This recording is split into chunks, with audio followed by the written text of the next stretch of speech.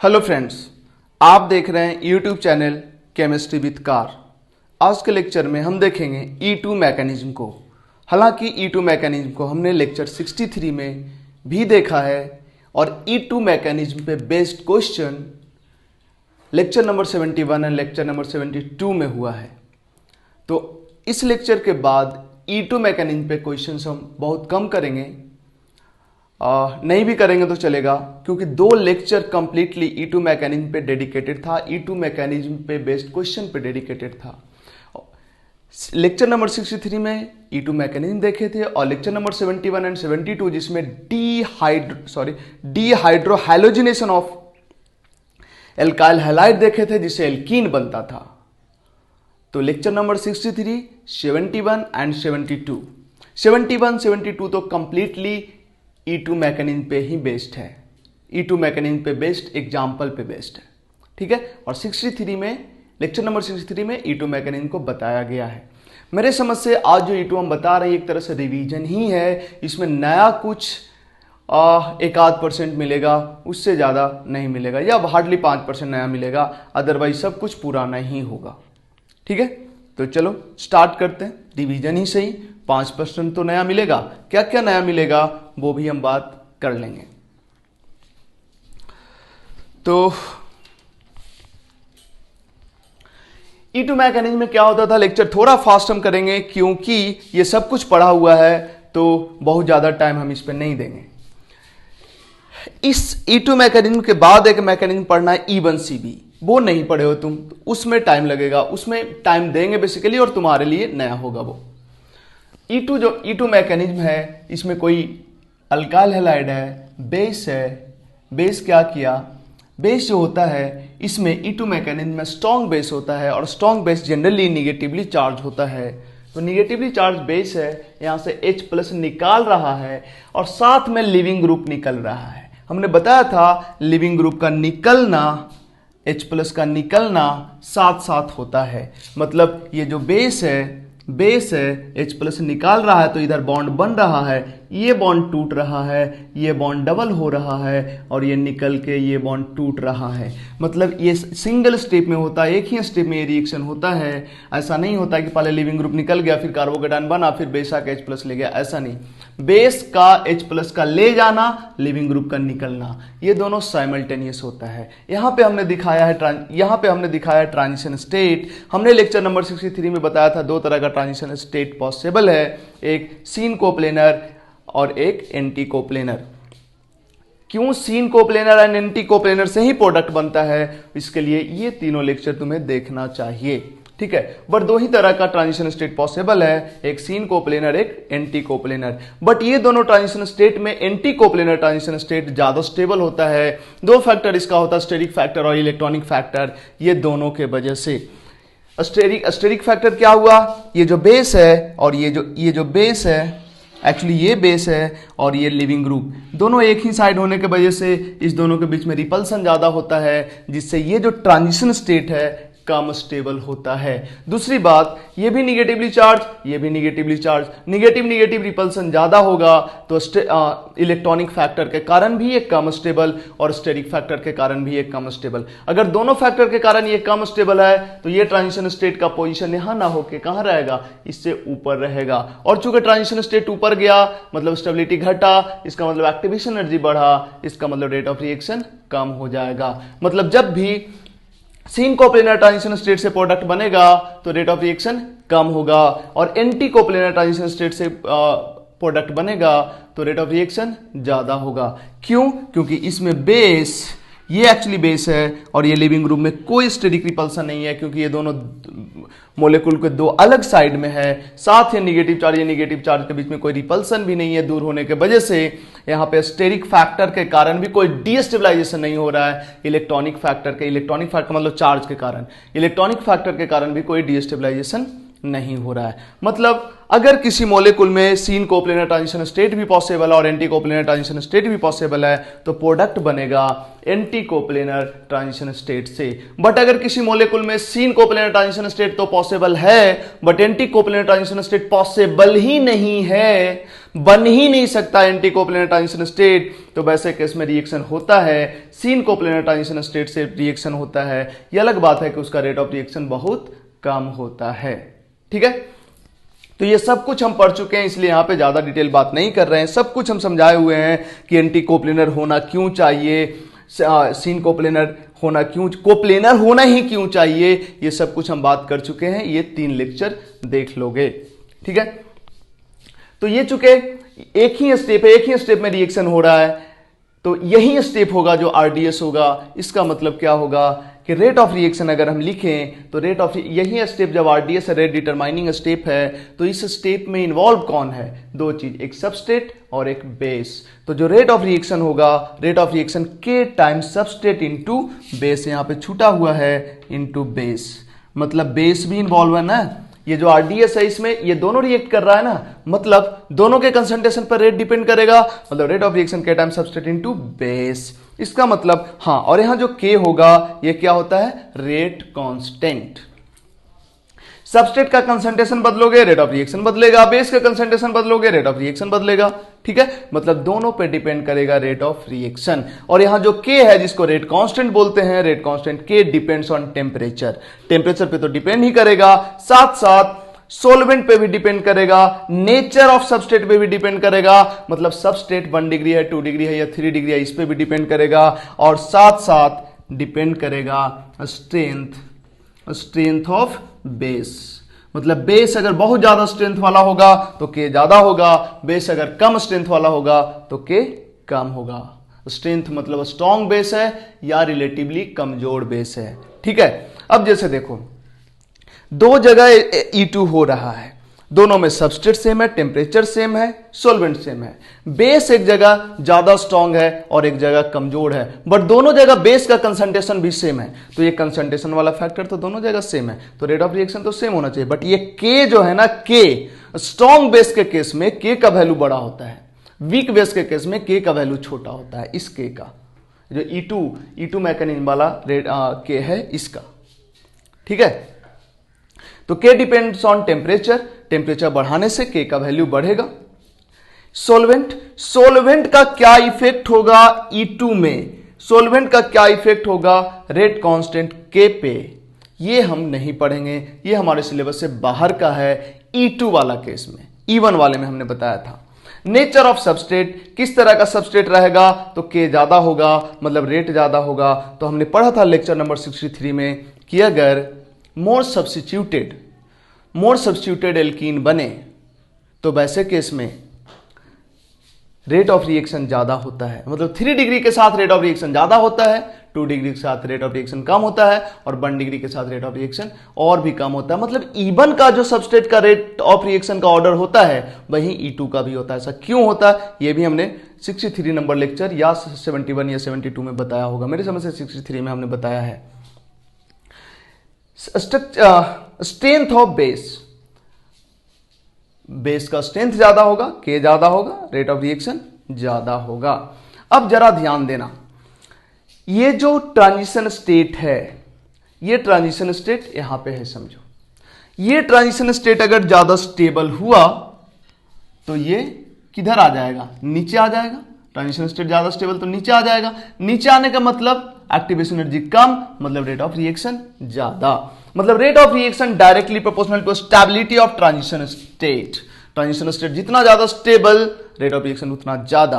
अब ये transition state की स्टेबिलिटी 2 फैक्टर पे मेनली डिपेंड करता है। एक तो सब्स्टिट्यूशन कितना ज्यादा है, ट्रांजिशन स्टेट अगर ज्यादा सब्स्टिट्यूटेड होगा तो ज्यादा स्टेबल होगा। रेजोनेंस स्टेबलाइज है या नहीं है, ट्रांजिशन स्टेट अगर रेजोनेंस स्टेबलाइज होगा तो ट्रांजिशन स्टेट ज्यादा स्टेबल होगा। ठीक है, अब जरा गौर करो, इधर हम हटाएंगे। अच्छा, एक और चीज, ज्यादा सब्स्टिट्यूटेड होगा ट्रांजिशन स्टेट तो वो ज्यादा स्टेबल लगता, तो ऐसा कि ज्यादा सब्स्टिट्यूटेड होगा तो हिंड्रेंस ज्यादा होगा। सब ज्यादा सब्स्टिट्यूटेड का मतलब क्या, ये सब मिथाइल मिथाइल मिथाइल मिथाइल रहेगा तो रेट ऑफ रिएक्शन ज़्यादा होगा। हम बताते हैं इसको, हालांकि ये चीज़ें बताया हुआ है, दोबारा ही हम बता रहे हैं।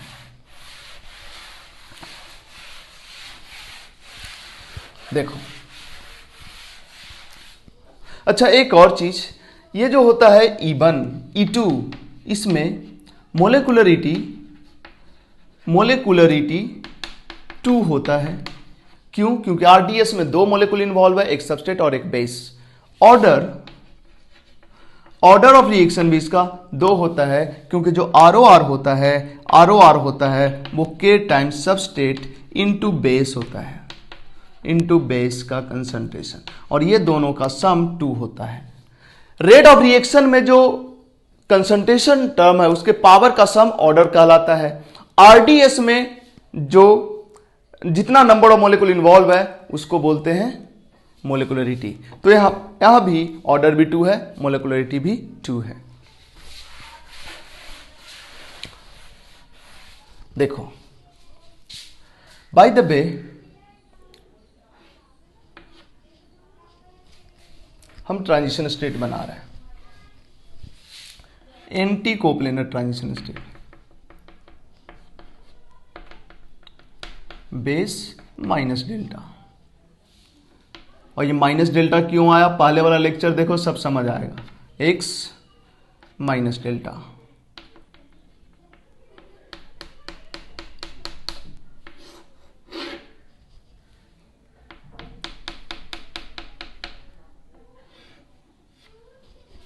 ठीक है।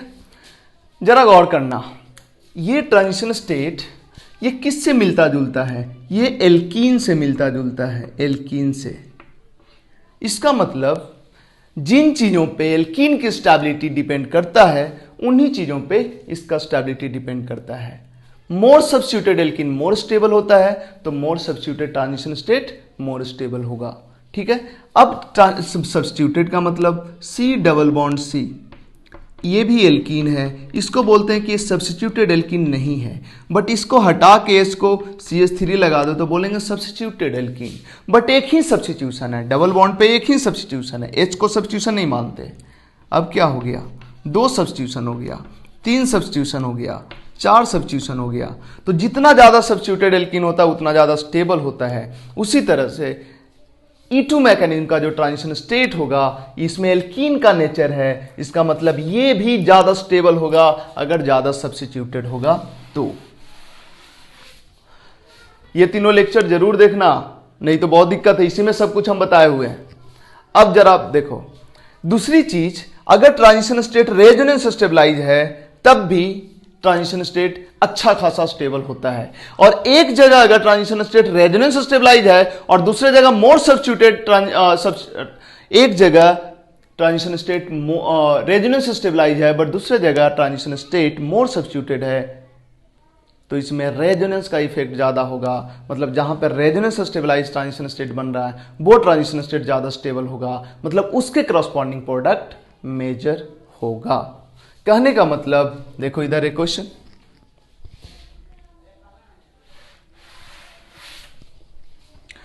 रेजोनेंस स्टेबलाइज ट्रांजिशन स्टेट, ये शायद हम पहले नहीं बताए होंगे शायद। अब देखो, अगर हम एक कंपाउंड लेते हैं,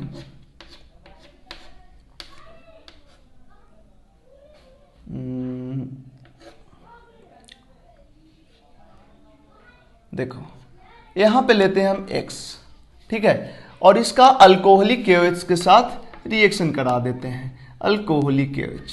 अब जो अल्कोहलिक KOH में है इसमें स्ट्रॉन्ग बेस होता है, कौन होता है, RO-।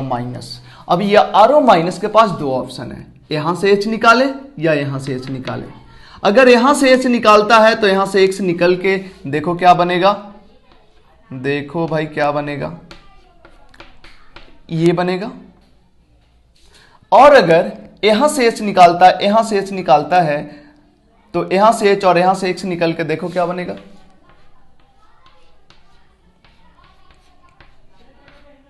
बहुत शोर करता है लोग, ये बनेगा। अब ये मोर सब्स्टिट्यूटेड है क्योंकि डबल बॉन्ड पे 1 2 3 सब्स्टिट्यूशन है, ये लेस सब्स्टिट्यूटेड है क्योंकि डबल बॉन्ड पे 2 ही सब्स्टिट्यूशन है, लेकिन फिर भी मेजर यही बनेगा, ये माइनर बनेगा। क्यों ऐसा है? क्योंकि यहां इसके करस्पॉन्डिंग जो ट्रांजिशन स्टेट होगा वो इसके करस्पॉन्डिंग जो ट्रांजिशन स्टेट होगा वो रेजोनेंस स्टेबलाइज होगा। मतलब ट्रांजिशन स्टेट में यहां पार्शियल डबल बॉन्ड कैरेक्टर होगा और ये पार्शियल डबल बॉन्ड कैरेक्टर इसके साथ रेजोनेंस में होगा। तो इसका ट्रांजिशन स्टेट रेजोनेंस स्टेबलाइज होगा, बट इसका ट्रांजिशन स्टेट रेजोनेंस स्टेबलाइज नहीं होगा, इसलिए ये इसका ट्रांजिशन स्टेट ज्यादा स्टेबल, इसलिए यही प्रोडक्ट मेजर बनेगा।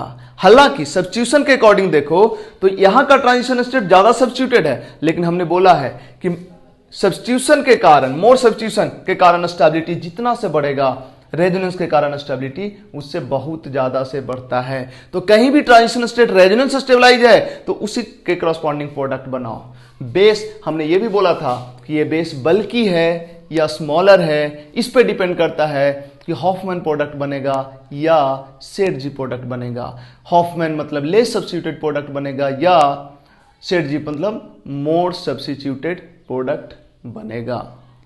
ठीक है, बट अगर इस तरह का सिचुएशन हो, मतलब एक तरफ रेजोनेंस स्टेबलाइज एल्कीन बन रहा हो, मतलब ट्रांजिशन स्टेट रेजोनेंस स्टेबलाइज हो रहा हो, और एक तरफ मोर सब्स्टिट्यूटेड एल्कीन बन रहा हो, मतलब जहां रेजोनेंस नहीं हो रहा हो, तब यहां पे बेस बल्कि रहे या स्मॉलर रहे कोई फर्क नहीं पड़ता है, रेजोनेंस वाला ही प्रोडक्ट बनेगा। बल्कि बेस में हम लोग लेस सब्स्टिट्यूटेड बनाते थे, ठीक है, स्मॉलर बेस में हम लोग मोर सब्स्टिट्यूटेड बनाते थे, लेकिन अगर रेजोनेंस स्टेबलाइज ट्रांजिशन स्टेट बन रहा हो, या ये बोलो रेजोनेंस स्टेबलाइज प्रोडक्ट बन रहा हो E2 में, तो हमेशा वही बनेगा इरिस्पेक्टिव ऑफ बेस कैसा भी हो, बल्कि हो या बल्कि ना हो, मतलब रेजोनेंस डोमिनेट करेगा। हम कई बार बोल रहे हैं कि ट्रांजिशन स्टेट रेजोनेंस स्टेबलाइज हो, और कई बार बोल रहे हैं कि प्रोडक्ट रेजोनेंस स्टेबलाइज हो। In fact transition state resonance stabilise होना चाहिए, लेकिन कोइंसिडेंटली ऐसा हो जाता है कि प्रोडक्ट भी रेजोनेंस स्टेबलाइज होता है, तो उस समय ट्रांजिशन स्टेट भी रेजोनेंस स्टेबलाइज होता है। क्योंकि तुम खुद सोचो ना, ये प्रोडक्ट रेजोनेंस स्टेबलाइज है, तो यहां जब ट्रांजिशन स्टेट में तो यहां पार्शियल डबल बॉन्ड आएगा ही, वही ना कंप्लीट डबल बॉन्ड बन गया है। इसका मतलब प्रोडक्ट जब रेजोनेंस स्टेबलाइज होता है तो वैसे केस में ट्रांजिशन स्टेट भी रेजोनेंस स्टेबलाइज होता है। मतलब तुम ये बोल सकते हो कि E2 में अगर जो प्रोडक्ट बन रहा है वो रेजोनेंस स्टेबलाइज बन रहा है, इसका मतलब वही वाला प्रोडक्ट मेजर होगा। E2 में अगर जो प्रोडक्ट बन रहा है रेजोनेंस स्टेबलाइज बन रहा है, नीचे से रेजोनेंस, यहां कोई रेजोनेंस नहीं, तो रेजोनेंस वाला ही प्रोडक्ट बनेगा। ठीक है, इसके बाद आते हैं, नेक्स्ट बात करते हैं E2 के लिए सबस्ट्रेट कैसा चाहिए। तो देखो, जो E1 के लिए सबस्ट्रेट परफेक्ट होता है वही E2 के लिए भी परफेक्ट होता है। क्यों ऐसा होता है? क्योंकि जब यहां से X निकालोगे और यहां से H निकालोगे तो यहां पे डबल बॉन्ड कैरेक्टर आएगा और दो सब्स्टिट्यूशन होगा। यहां से X निकालोगे, यहां से H निकालोगे तो यहां पे डबल बॉन्ड कैरेक्टर होगा, एक सब्स्टिट्यूशन होगा। यहां से X निकालोगे, यहां से H निकालोगे, यहां पे डबल बॉन्ड कैरेक्टर होगा, कोई सब्स्टिट्यूशन नहीं होगा। यहां पे ट्रांजिशन स्टेट में सब्स्टिट्यूशन ज्यादा, यहां पे ट्रांजिशन स्टेट में सब्स्टिट्यूशन कम, और यहां पे ट्रांजिशन स्टेट में सब्स्टिट्यूशन सबसे कम। इसका मतलब मोर सब्स्टिट्यूटेड ट्रांजिशन स्टेट E2 के केस में ज्यादा स्टेबल होता है, मतलब ये इसके करस्पॉन्डिंग ट्रांजिशन स्टेट ज्यादा स्टेबल, इसलिए इसका E2 का रेट ज्यादा होगा। ध्यान देना, SN1 का रेट जिनके साथ ज्यादा होता है, जिस सबस्ट्रेट के साथ, SN2 का रेट उसके साथ कम होता है। बट E2 का रेट जिसके साथ बढ़िया होता है उसी के साथ E1 का भी रेट बढ़िया होता है। मतलब 3 डिग्री अल्काइल हैलाइड के साथ E2 भी बढ़िया, E1 भी बढ़िया। बट SN1 SN2 में SN1 3 डिग्री अल्काइल हैलाइड के साथ बढ़िया होता है, जबकि SN2 1 डिग्री अल्काइल हैलाइड के साथ बढ़िया होता है, या मिथाइल हैलाइड के साथ बढ़िया होता है। SN1 SN2 में सबस्ट्रेट के मामले में एक दूसरे के उल्टा होता है, जबकि E1 E2 सबस्ट्रेट के मामले में सिमिलर ट्रेंड चलता है। इस दोनों की बात करें तो रेट ऑफ रिएक्शन हम बात कर रहे हैं E2 का, इसका रेट ऑफ रिएक्शन ज्यादा होगा अगर इस सबस्ट्रेट का E2 कराएं तो, क्योंकि यहां से जब H निकलेगा तो यहां पे डबल बॉन्ड कैरेक्टर आएगा जो इसके साथ रेजोनेंस में होगा। या ये बोलो कि प्रोडक्ट यहां जो एल्कीन बनेगा, यहां से H निकल के X निकल के डबल बॉन्ड आएगा तो ये रेजोनेंस स्टेबलाइज होगा, बट यहां पे कोई रेजोनेंस स्टेबलाइजेशन प्रोडक्ट में नहीं होगा। प्रोडक्ट में नहीं होगा तो ट्रांजिशन स्टेट में भी नहीं होगा। इसका मतलब ये दोनों में से इसका ट्रांजिशन स्टेट ज्यादा स्टेबल, इसका मतलब इसका E2 का रेट ज्यादा। ये 3 लेक्चर लिखा है हमने जिसको तुमको देखना है। अगर इस लेक्चर में तुमको लगता है कि बहुत कुछ हमको याद नहीं आ रहा है तो ये 3 लेक्चर जरूर देख लो, और अगर ये 3 लेक्चर तुमको याद है तो कोई दिक्कत नहीं है। इसके बाद हमने इधर लिखा है, देखो ये सेम एग्जांपल वहां वाला हमने यहां पे किया है कि इसका अगर E2 कराना है तो यहां से H निकलेगा या यहां से H निकलेगा, मतलब दोनों जगह से निकलेगा, बट मेजर कौन होगा, यहां से H निकलेगा वो मेजर बनेगा, इरिस्पेक्टिव ऑफ बेस बल्कि है या बल्कि नहीं है। मतलब यहां जो प्रोडक्ट बनाओगे वो प्रोडक्ट क्या बनाओगे, ये बनाओगे, ये मेजर प्रोडक्ट होगा।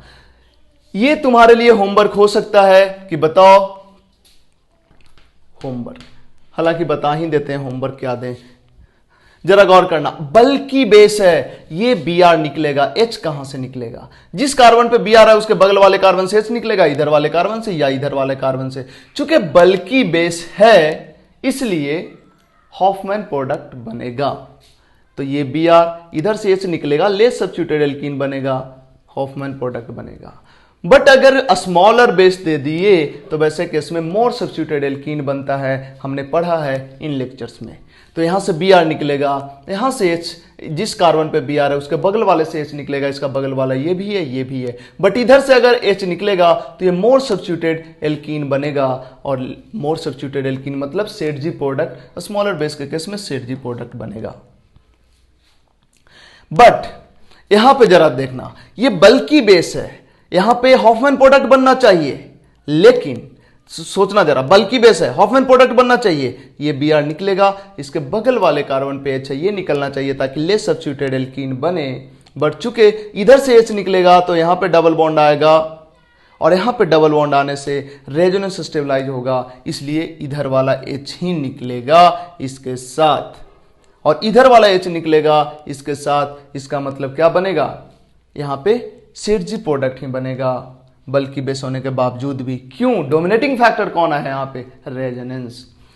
स्मॉलर बेस है तब तो सेट जी बनेगा ही, इसके साथ भी सेट जी बनेगा, ठीक है।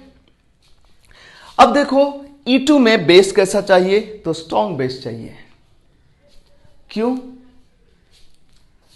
क्योंकि आरडीएस में बेस का रोल है, आरडीएस में मिटा दिया, आरडीएस में बेस का रोल है, मतलब बेस अगर स्ट्रांग रहेगा तो रेट ऑफ रिएक्शन फास्टर होगा, और हम चाहेंगे E2 करा रहे हैं तो हम चाहेंगे कि रेट फास्टर हो, इसका मतलब स्ट्रांग बेस रखना पड़ेगा। बेस कैसा होना चाहिए, स्ट्रांग बेस। जनरली इसके लिए कौन यूज होगा, अल्कोहलिक KOH यूज होगा, सोडामाइड होगा, NaNH2 होगा, अल्कोहलिक KOH होगा, ये सब जैसे RO माइनस, NH2 माइनस, ये सब यूज होगा E2 कराने के लिए। सोलवेंट कैसा चाहिए, इस पे हम कोई डिस्कशन नहीं कर रहे हैं, क्योंकि हमें नहीं लगता तुम्हारे सिलेबस में E2 में सोलवेंट इफेक्ट तुम्हें पढ़ना है, ठीक है। तो ये था ओवरऑल E2, हमने काफी शॉर्ट में निकाला है अभी E2, क्योंकि हम काफी ज्यादा एग्जाम्पल्स कर चुके थे, 2-2 घंटे का शायद 2 लेक्चर नंबर 72 और 71, और उसके पहले 63 में भी E2 आया था, तो ये 3 देख लोगे, पूरा E2 क्लियर हो जाएगा। अभी वाला लेक्चर में नया कुछ नहीं था, अगर नया कुछ थोड़ा बहुत था तो वो एक ये था, मतलब ये था कि रेजोनेंस अगर जिस ट्रांजिशन स्टेट में हो या जिस E2 के प्रोडक्ट में रेजोनेंस हो वही वाला मेजर बनेगा। ये आज के लेक्चर में, इस लेक्चर में नया था, बाकी नया कुछ भी नहीं था। और सॉल्वेंट का इफेक्ट तो हमने बताया ही नहीं, क्योंकि जरूरत नहीं है 12th के सिलेबस में, ठीक है। एक्चुअली ये काफी कॉम्प्लिकेटेड है, डिफरेंट इसमें डिफरेंट तरह का सॉल्वेंट यूज किया जाता है, मिक्स कर करके यूज किया जाता है, इसलिए इसकी जरूरत नहीं है, और जरूरत नहीं है तो उस पर बात करना भी मेरे को सही नहीं लग रहा। तो बढ़ते हैं आगे, टाइम कितना हुआ है इसको देख लेते हैं। टाइम हुआ 24 मिनट। तो E2 पे बेस्ड क्वेश्चन क्या करें, इतना ना क्वेश्चंस हम पहले कर चुके हैं, लेकिन तब भी चलो 1-2 क्वेश्चंस कर लेते हैं, तुम्हारा रिवीजन हो जाएगा।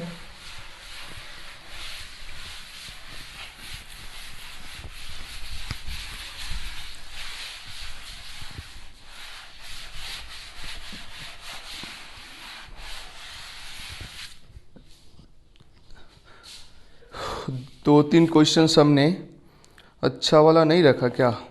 चलो कोई बात नहीं, नहीं रखा तो नहीं रखा, या रखा है, 1 मिनट। बट ये सब तो किया हुआ ही है, इसमें नया कहाँ कुछ है। चलो एक दो क्वेश्चंस करते हैं। अच्छा, E2 पढ़ रहे थे। E2 में स्टीरियो केमिस्ट्री क्या होता है? E1 में भी स्टीरियो केमिस्ट्री नहीं देखा था ना, बट हम उस समय देखे थे जब लेक्चर नंबर 63 देखे थे, तो उसमें हमने देखा था। तो यहां भी देख लेते हैं। E1 में जो प्रोडक्ट बनता है, दोनों का स्टीरियो केमिस्ट्री थोड़ा सा देख ही लेते।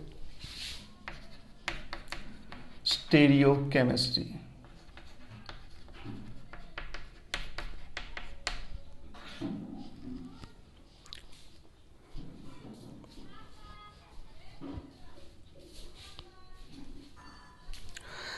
अगर रेजियो केमिस्ट्री की बात करें तो E1 में पहले कार्बोकेटायन बनता है, कार्बोकेटायन के बाद रीअरेंजमेंट होता है, क्योंकि जहां कहीं भी कार्बोकेटायन बनता है तो रीअरेंजमेंट तो होता ही है। कार्बोकेटायन के बाद रीअरेंजमेंट होगा, रीअरेंजमेंट होने के बाद प्रोडक्ट बनेगा, रीअरेंजमेंट होने के बाद डी हाइड्रोजनेशन, मतलब क्या होगा, कार्बोकेटायन बनने के बाद बेस आएगा, H+ को ले जाएगा, तो इस तरह से एल्कीन बनेगा। तो E1 में मोर सब्स्टिट्यूटेड एल्कीन बनता है। जनरली रीअरेंज होकर कोशिश करेगा कि जितना ज्यादा सब्स्टिट्यूटेड हो जाए। जैसे देखो, एक हालांकि बात किए हम पहले, देखो E1 में एक क्वेश्चन के थ्रू समझाते हैं।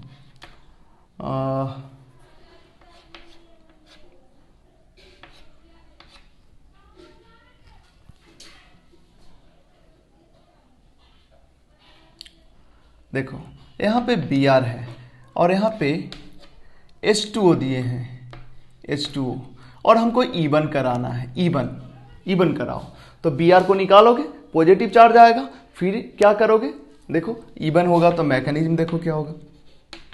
सबसे पहले ये जो Br है ये अपने आप निकल जाएगा, कार्बोकेटायन बना, Br- निकल गया। अब क्या होगा, चूंकि कार्बोकेटायन बना है तो रीअरेंजमेंट होगा। अगर रीअरेंजमेंट से स्टेबिलिटी बढ़ता है तो यहां से हाइड्राइड यहां शिफ्ट करा दो तो बन जाएगा, ये बन गया हाइड्राइड शिफ्ट, ठीक है। इसके बाद क्या होगा, जो बेस होगा, ऑफ कोर्स E2 में सोलवेंट ही बेस होता है, सोलवेंट यहां से क्या करेगा, यहां से H+ ले जाएगा, यहां से H+ नहीं ले जाएगा, यहां से H+ नहीं ले जाएगा।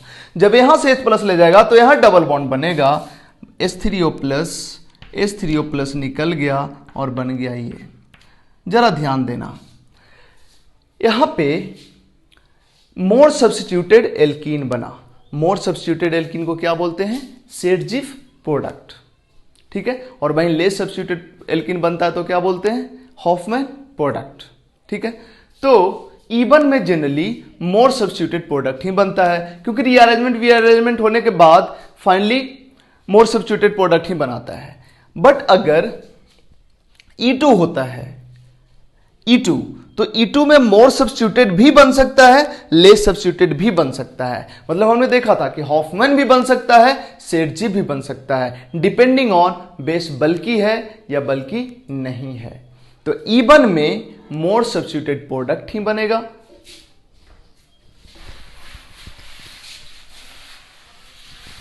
अगर पॉसिबल है तो E1 में E1 में मोर सब्स्टिट्यूटेड प्रोडक्ट बनेगा, प्रोडक्ट जिसको सेडजी प्रोडक्ट बोलते हैं। और E2 में मोर सब्स्टिट्यूटेड भी हो सकता है, मोर सब्स्टिट्यूटेड भी हो सकता है, प्रोडक्ट हो सकता है, या लेस सब्स्टिट्यूटेड भी हो सकता है, सब्स्टिट्यूटेड प्रोडक्ट भी हो सकता है। डिटेल डिस्कशन 71, 72 और 63 नंबर लेक्चर में है। यह हुआ रेजियो केमिस्ट्री मतलब region, regio for region, double bond का रीजन, डबल बॉन्ड का पोजीशन, डबल बॉन्ड का पोजीशन कहां है, मोर सब्स्टिट्यूटेड पोजीशन पे है कि लेस सब्स्टिट्यूटेड पोजीशन पे है। बट अगर स्टेरियोकेमिस्ट्री की बात करें तो E1 में ट्रांस ही बनता है और E2 में ट्रांस बनेगा या सिस, दोनों बन सकता है डिपेंडिंग ऑन स्टेरियोकेमिस्ट्री ऑफ सबस्टेट।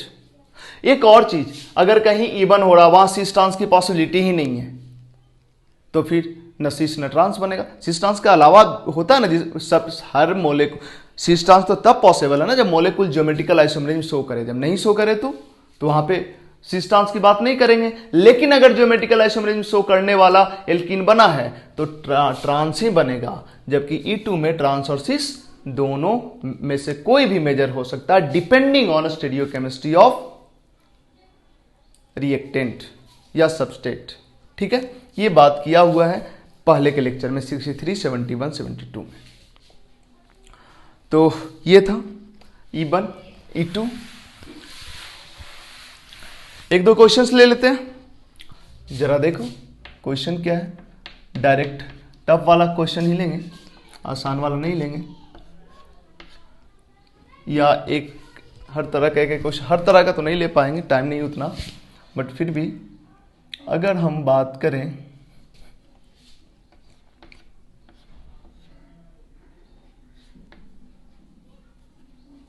यहां पे x दे दें, x की जगह पे Br होगा और इसका रिएक्शन करा दो K प्लस, एंड ये क्वेश्चंस किए हुए हैं ऑलरेडी हम लोग, फिर भी इसके साथ ऑफ कोर्स स्ट्रॉन्ग बेस है E2 होगा और ETO minus K plus ETOH, इसके साथ क्या प्रोडक्ट बनेगा। सेकंड क्वेश्चन है हमारा, अगर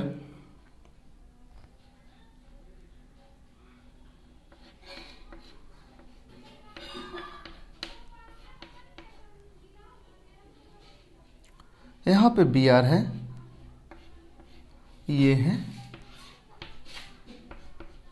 ये भी लगता अभी किया था, इसके साथ सोल्वेंट लिखे ना लिखे चलेगा, और ETO माइनस। नेक्स्ट क्वेश्चन,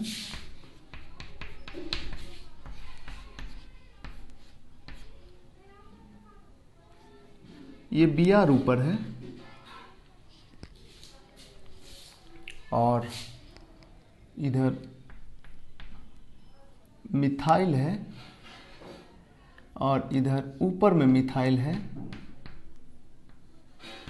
यहां भी लिख देते हैं मिथाइल Me, और इसका रिएक्शन कराना है अल्कोहलिक KOH, मतलब E2 ही कराना है।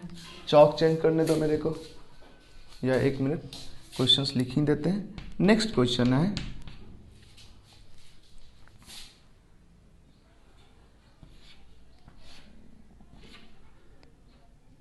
यहां पे Br है, मिथाइल है, इथाइल है, इथाइल है, मिथाइल है, और यहाँ पे H है, इसका रिएक्शन करा दो अल्कोहलिक KOH। बहुत सारा क्वेश्चन ऐसा किया है हमने। नेक्स्ट क्वेश्चन है,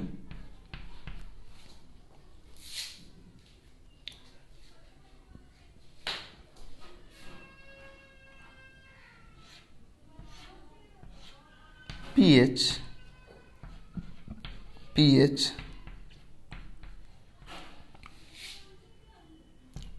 मिथाइल, इसका रिएक्शन करा दो अल्कोहलिक KOH के साथ। और भी न्यूमैन प्रोजेक्शन, सॉर्स प्रोजेक्शन देख के भी क्वेश्चन दिया जा सकता है, वो सब हम पढ़ चुके हैं लेक्चर नंबर 71, 72 में, तो यहाँ पे नहीं पढ़ेंगे। चलो, ये बल्कि बेस है तो लेस सब्स्टिट्यूटेड एल्कीन बनाएगा, इधर से हाइड्रोजन निकालेगा, बनेगा प्रोडक्ट ये वाला। ये स्मॉलर बेस है तो ये हाइड्रोजन ही यहां से हाइड्रोजन निकालेगा, H यहां से, Br यहां से। यहां से जब H निकलेगा तो डबल बॉन्ड यहां, यहां से जब H निकलेगा तो डबल बॉन्ड यहां, यहां जब डबल बॉन्ड आएगा तो रेजोनेंस स्टेबलाइज होगा। बेस कैसा भी हो, जब रेजोनेंस स्टेबलाइज प्रोडक्ट बनने लगे तो वही बनेगा, चाहे बल्कि बेस हो चाहे कम बल्कि। यही बनेगा, और यहां भी सेम चीज।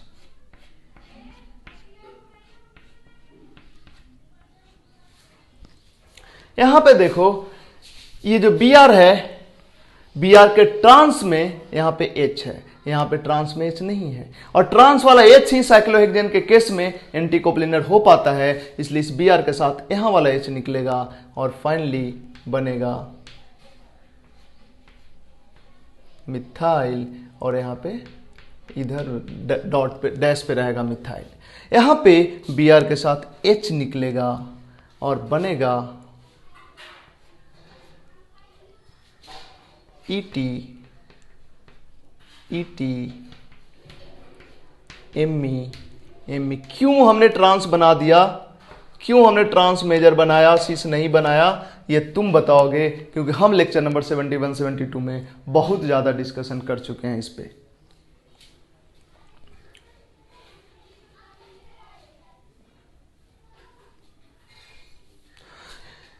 इसी तरह से इसकी अगर हम बात करें तो ये तुम्हारे लिए होमवर्क है, लेक्चर नंबर 71 72 में बहुत क्वेश्चन मिल जाएगा ऐसा, ठीक है।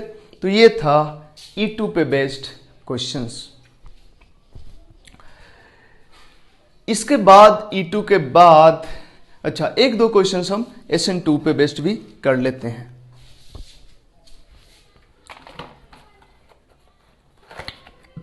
क्वेश्चंस तो इतना है भाई, टाइम ही कम पड़ जाएगा, लेकिन सिलेबस भी तो थोड़ा पीछे चल रहा है ना।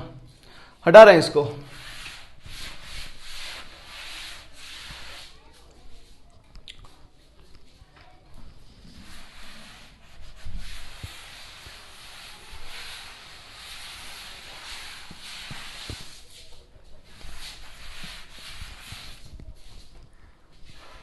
चलो एक क्वेश्चन है,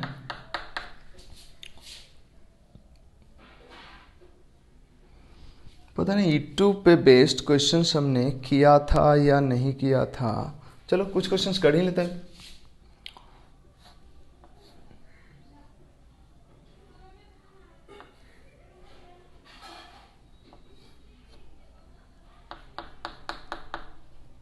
ये मिथाइल है, ये H है, ये D है, एंड यहां पे है, रुको थोड़ा आसान से स्टार्ट करते हैं। यहाँ पे I है, यहाँ पे OH है, नहीं, यहाँ पे मिथाइल है, यहाँ पे H है, और यहाँ पे D है, और इसका रिएक्शन OH माइनस के साथ कराया गया है। ऑफ कोर्स 1 डिग्री सबस्ट्रेट है और ये स्ट्रॉन्ग न्यूक्लियोफाइल है, या SH माइनस कर दो, OH माइनस नहीं SH माइनस कर दो, SH माइनस, SN2 होगा। प्रोडक्ट क्या बनेगा तुम्हें बताना है। अभी तुम इस पे कंफ्यूज हो सकते हो कि SN2 होगा, सब्स्टिट्यूशन होगा कि एलिमिनेशन होगा, बट क्योंकि हम अभी नहीं बताएं, सब्स्टिट्यूशन वर्सेस एलिमिनेशन अभी बात नहीं की है, तो हम लिख दिए SN2 होगा, प्रोडक्ट बताना है तुमको।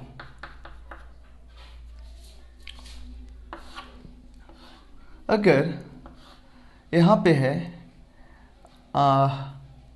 I, इधर है H, D, methyl, D, H, और इसका रिएक्शन भी कराया गया है SH माइनस के साथ, SN2 होगा। क्या प्रोडक्ट बनेगा ये बताना है तुमको।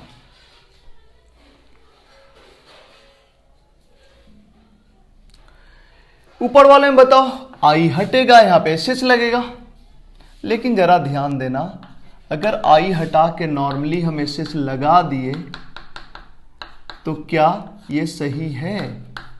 हमने बताया था कि अगर ये कायरल है तो इसमें मोलेकुलर इन्वर्जन हो जाता है, और अगर इसका प्रायोरिटी और इसका प्रायोरिटी सेम है, क्योंकि ये सब में देखो ये चारों में ये 1 नंबर पे है, इसको हटा के इसको भी लगा दोगे तो ये भी ये में 1 नंबर पे ही होगा। तो वैसे केस में मोलेकुल का कॉन्फ़िगरेशन बदल जाता है, ठीक है। तो अगर I हटा के SS लगा दिए तो ये तो न मोलेकुलर का कॉन्फ़िगरेशन बदला, न मोलेकुलर इन्वर्जन हुआ, तो इनफैक्ट तुम्हें क्या करना चाहिए, किसी एक के साथ इसका इंटरचेंज कर देना चाहिए। चाहे डी के जगह पे एस लिख के डी यहां लिख दो, या इसका इसके साथ इंटरचेंज कर दो, या इसका इसके साथ इंटरचेंज कर दो। फिर जो हो गया यही होगा प्रोडक्ट, क्योंकि तुम जानते हो मोलिकुलर इन्वर्जन होता है SN2 में। या तुम बेसिक से सोच सकते हो कि SH माइनस इधर से अटैक कर रहा है या निकल रहा है। तो इधर से जब अटैक कर रहा है तो क्या होगा,